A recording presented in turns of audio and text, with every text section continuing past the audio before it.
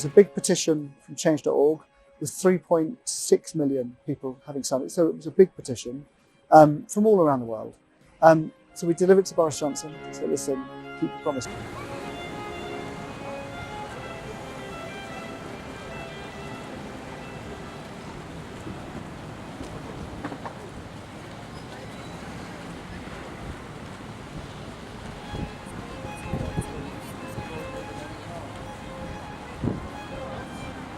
I'm camping here because I'm so frustrated that the government's approach isn't working. Nazanin's been in prison for 5.5 years.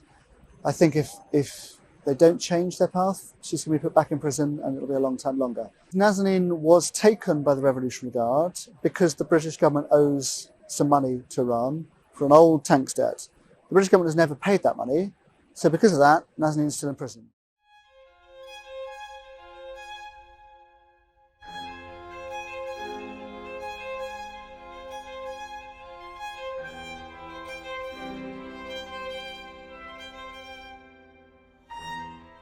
The Foreign Secretary invited me in to meet with her.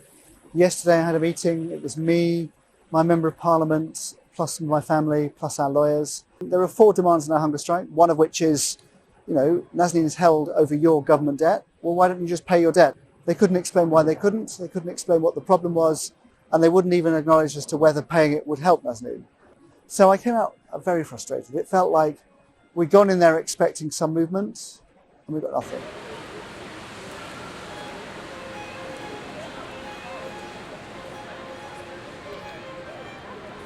My wife and I came up from about 70 miles away today just to support Richard and Gabrielle and Nazanin.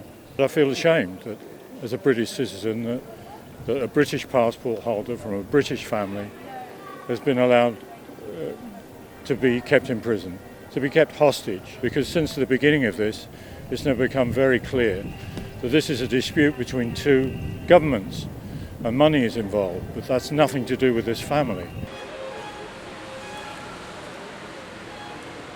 I'm standing with a brother who is in pain and is suffering, and I'm letting him know that he's not suffering alone, and that there are many of us out here that feel his pain and are calling for justice alongside him. Her being away from home is absolutely disgusting and disgraceful. This country has a lot to answer for. This government has a lot to answer for. This government say that they are a place of, where they like justice, democracy, and all these other kinds of things, but we're not seeing it. Their words and their actions are not aligned, and we're holding our government accountable for what they've done.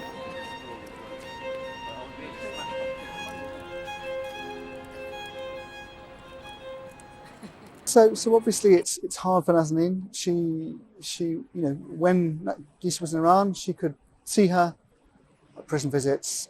She knew she was with her mother, so she would get news. Now she's become Gabriela again. She's over in England. She speaks English. She's forgotten her Farsi. But we remain a separated family, and that's hard for Nazanin, it's hard for Gabriela, and it's hard for me.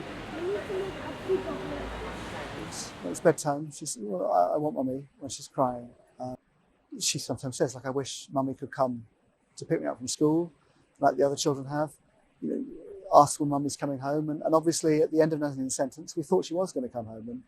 And we did a countdown, like an advent calendar, day by day, across them all. Very hard for Gabriela when we got to the last day and mummy didn't come back.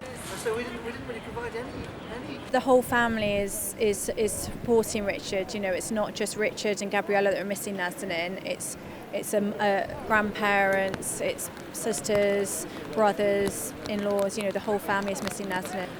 And then on a human level, there's Gabriela who hasn't got her mummy. So from my point of view, it's trying to step up where I can, which hasn't been easy during COVID, to be a mummy figure while Nazanin can't be with her.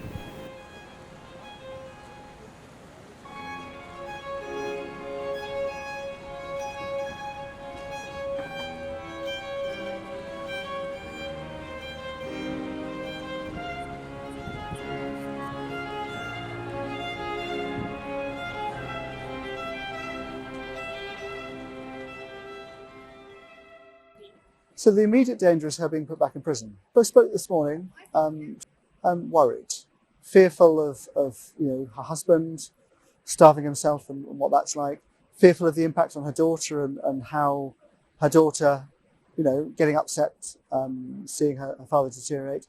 And then fearful of that phone call from prison saying, come to prison tomorrow.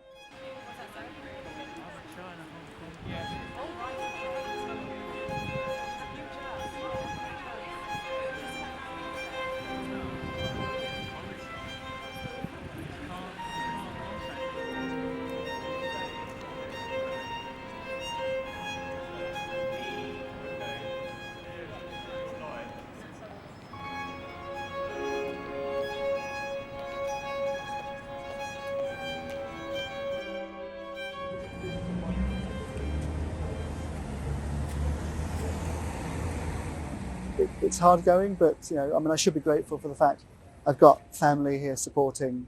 I've got lots of well-wishers come by, so I'm grateful for all the support. I'm not hopeful at the moment. I wouldn't be here if I was hopeful. This is an act of fear, really. I felt we needed to act because the government isn't doing its job.